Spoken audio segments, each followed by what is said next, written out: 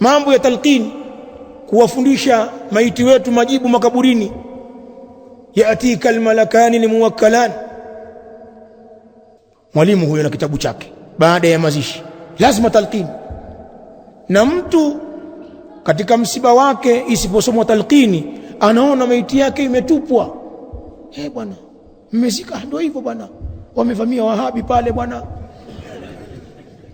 mbio mbio bwana, amekimbizwa huyo, tayari wamefukia, wameondoka. Bwana, kwa hivyo talqini vipi? Haijasoma bwana, wahabi bwana, mtihani. Si unajua ndugu yangu yule mmoja muhabi bwana. Mtu anaumia kwa sababu mashekhi wameaminisha ile ni dini, kumfundisha maiti pale. Takuja malaika wawili waliowakilishwa hapa, wasikubabaishe wala wasikutishe, wale ni viumbe tu katika viumbe wa Allah. Eti almunkar wa nakir, wasitutishe sisi, wasitubabaishe kwa matendo yapi? Kisha anafundishwa majawabu pale. Talqini ni dini, na pana watu wa sunna wanabezwa mpaka leo kwenye familia kwa kuwa waliwazika wazazi wao au watoto wao au wake zao au ndugu zao bila mambo haya.